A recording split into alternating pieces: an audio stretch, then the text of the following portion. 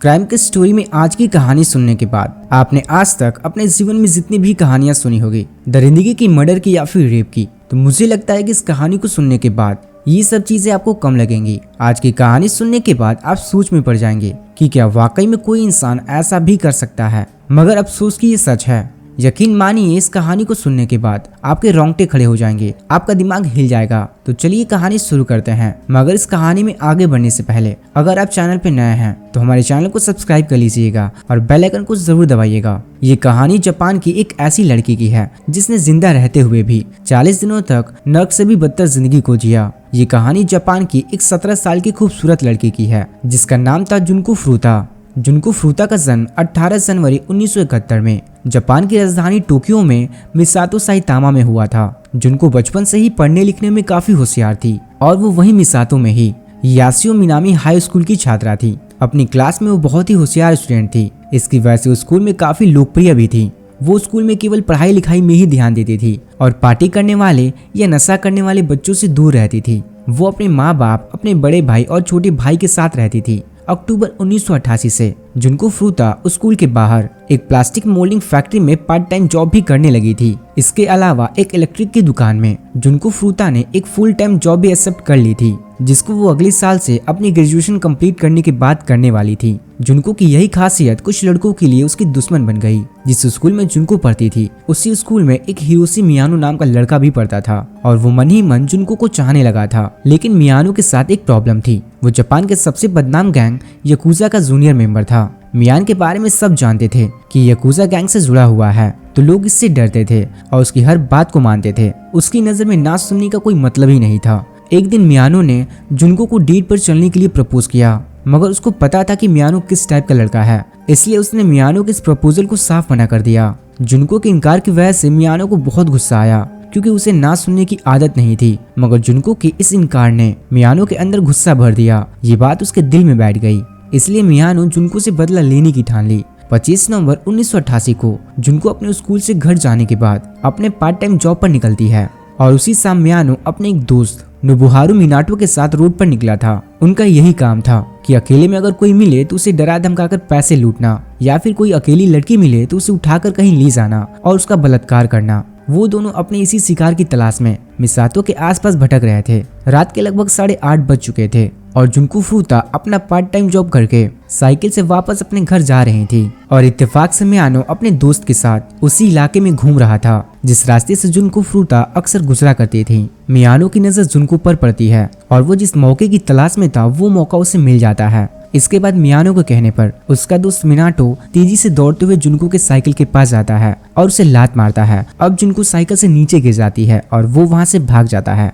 पीछे से मियानो हीरो की तरह उसकी मदद करने के बहाने उसके पास पहुंचता है और ऐसे दिखाता है जैसे उसे कुछ पता ही ना हो। फिर मियानो जुनको से कहता है कि रात का वक्त है, मैं तुम्हें तुम्हारे घर छोड़ देता हूँ। जुनको उस पर भरोसा कर लेती है और उसके साथ चलने लगती है क्योंकि वो दोनों एक ही स्कूल में पढ़ते थे। थोड़ी देर बाद मियानो उसे खाली गोदाम में ले जाता है और मियानो जुनको से कहता है कि 2 मिनट रुक जाओ, मुझे यहाँ कुछ काम है, इसके बाद मैं तुम्हें घर छोड़ दूंगा। कुछ देर बाद वो जुनको को अपनी असलियत बताता है और कहता है कि जिसने तुम्हें साइकिल से धक्का दिया वो मेरा ही दोस्त था और हम दोनों याकुजा गैंग के मेंबर हैं। मैं जैसा कहता हूँ वैसा ही करो, अगर तुमने शोर किया तो मैं तुम्हें जान से मार डालूंगा। मियानो की ये बात सुनकर जुनको बहुत डर जाती है। इसके बाद वो जुनको के साथ बलात्कार करता है। फिर वो जुनको को बाहर लेकर आता है और वहां से एक टैक्सी लेकर पास के ही एक होटल में जाता है। होटल पहुंचने के बाद वो एक बार फिर से जुनको का बलात्कार करता है। कुछ देर बाद वो उसी होटल से नोबुहारू मिनाटो के घर फोन करता है जहां उसके 2 और दोस्त जो ओगुरा और यासुशी वतनाबे भी मौजूद थे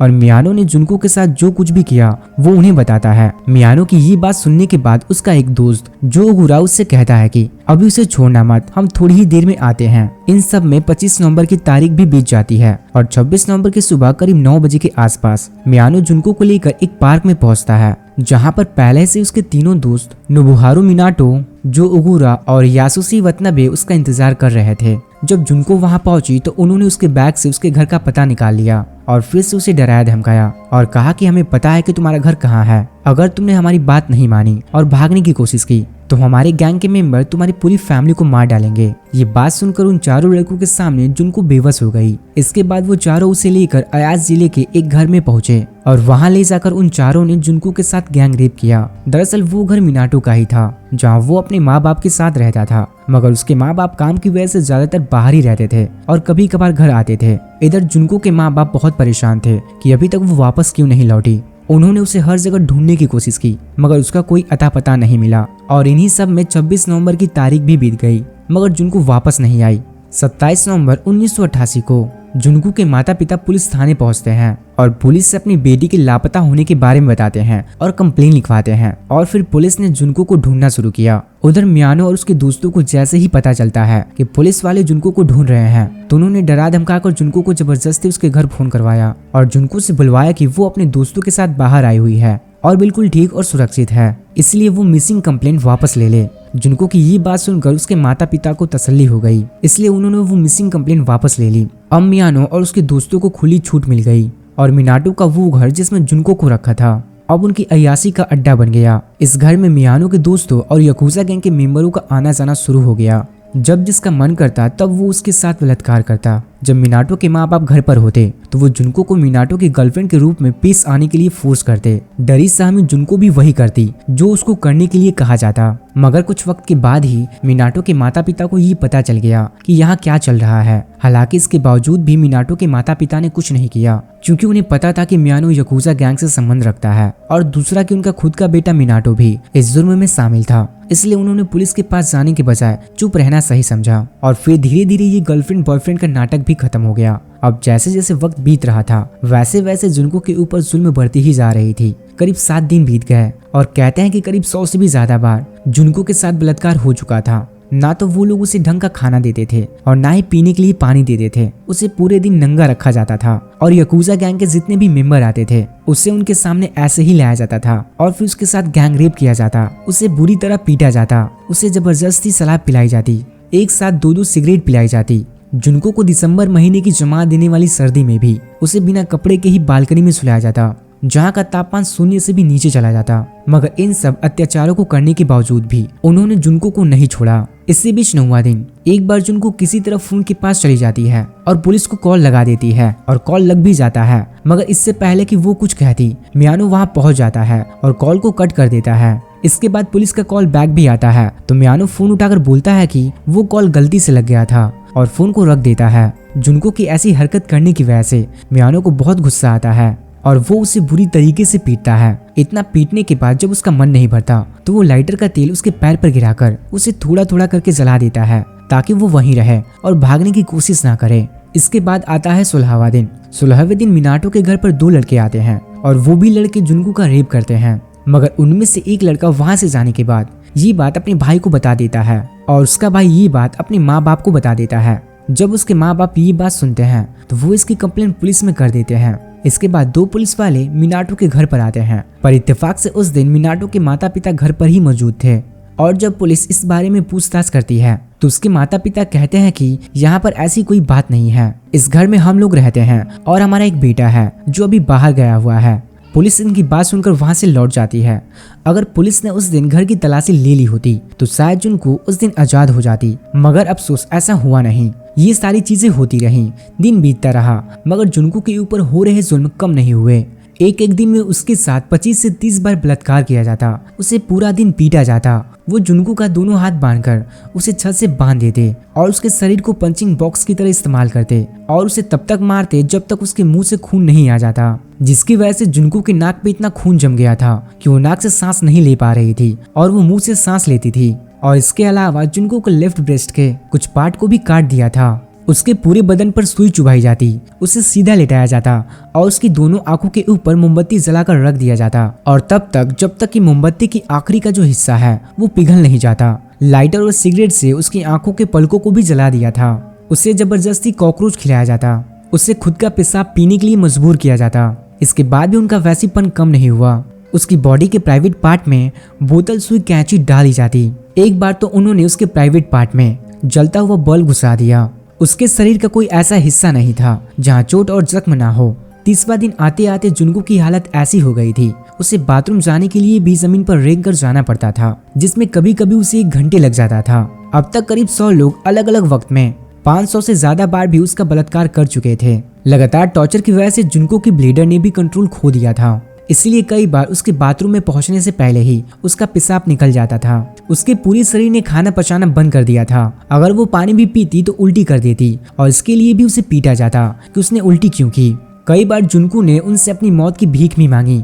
वक्त बीतने के साथ साथ जुनको के शरीर पर जो जख्म थे उनमें मवाद बनने लगा और उसके शरीर से बदबू आने लगी, जिसकी वजह से उन चारों का इंटरेस्ट उससे हटने लगा। खैर, इसके बाद 1988 का वो साल बीत जाता है और 1989 का नया साल आ जाता है। मियानो और उसके दोस्त नया साल मना रहे थे और इधर जुनको अपनी मौत का इंतजार कर रही थी। 4 जनवरी 1989 को मियानो किसी गेम में बहुत सारा पैसा हार जाता है, जिसकी वजह से वो बहुत गुस्से में था। उसके बाद वो मिनाटो के घर पर जाता है और अपने इस हार का गुस्सा जुनको पर उतारने लगता है और उसे बुरी तरीके से पीटने लगता है। इसके बाद मियानो उसके पूरे शरीर पर थोड़ा थोड़ा लाइटर का तेल डालकर किस्तों में उसे जलाने लगता है। उस रात उन्होंने करीब 2 घंटों तक जुनको के साथ ये दरिंदगी की। शुरुआत में जुनको ने अपने आप को बचाने की काफी कोशिश की, मगर थोड़ी देर बाद ही उसने भी रिस्पॉन्स देना बंद कर दिया। ये सब करने के बाद वो चारों जुनको को वहीं छोड़कर चले गए, मगर उस रात उन्होंने लाइटर का तेल कुछ ज्यादा ही डाल दिया था और लगातार 2 घंटे तक चले इस टॉर्चर को जुनको झेल नहीं पाई। और 40 दिनों के इस नरक को झेलने के बाद 4 जनवरी 1989 की उस रात जुनको की मौत हो गई। अगले दिन वो चारों दरिंदे यकूजा गैंग के साथ घूम रहे थे, तो मिनाटो का भाई जो घर पर ही था और उसे जुनको के बारे में सब पता था, उसने कॉल करके उन चारों को बताया कि जुनको कल से ही ऐसे ही पड़ी हुई है, लगता है शायद वो मर गई। ये खबर सुनने के बाद वो चारों भागते भागते मिनाटो के घर पर पहुंचते हैं और फिर चेक करने पर पता चलता है कि जुनको की मौत हो चुकी है। उसके बाद वो चारों मिलकर जुनको की लाश को ठिकाने लगाने का प्लान बनाते हैं। फिर वो चारों मिलकर बॉडी को 2 कंबल में लपेटते हैं और एक बड़े से बैग में रखकर उसके चारों तरफ टेप लगा देते हैं। इसके बाद वो एक खाली ड्रम लाते हैं और जुनको की लाश को उस ड्रम में डाल देते हैं। उसके बाद वो ड्रम को कंक्रीट और मसालों से भर देते हैं।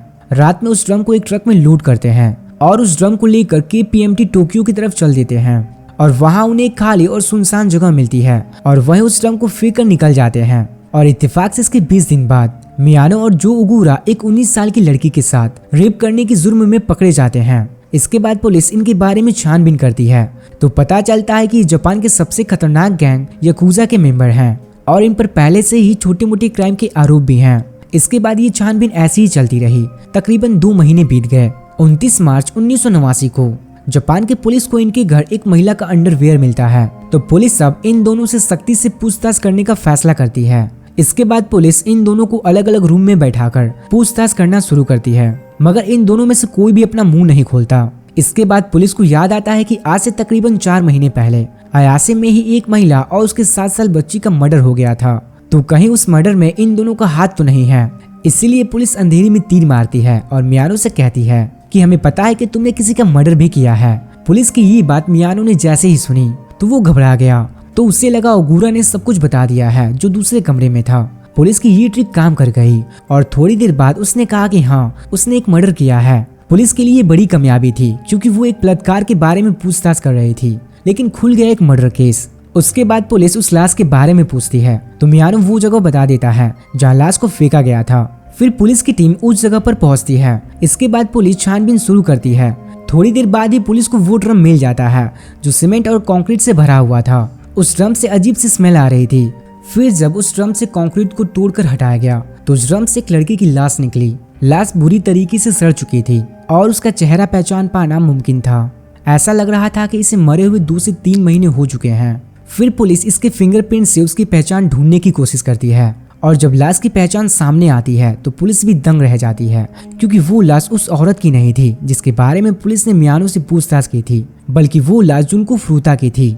अगर पुलिस अंधेरे में ये तीर नहीं चलाती तो शायद ये केस दुनिया के सामने कभी आता ही नहीं। जब जुनको फ्रूता की कहानी पुलिस के सामने आती है तो उन्हें भी यकीन नहीं हो रहा था कि कोई इंसान ऐसा कैसे कर सकता है। हिरोशी मियानो और जो उगुरा की इस गवाही के बाद उसके बाकी के 2 दोस्त नोबुहारू मिनाटो और यासुशी वतनामे को गिरफ्तार कर लिया गया। मगर अफसोस की बात ये थी कि ये चारों नाबालिग थे, तो पुलिस इनकी पहचान दुनिया वालों के सामने नहीं रख सकती थी और ना ही इन्हें अधिकतम सजा और फांसी दी जा सकती थी। इसलिए इन्हें जब कोर्ट में पेश किया गया तो इन्हें इनके असली नामों से नहीं बल्कि A, B, C और D के नाम से पेश किया गया।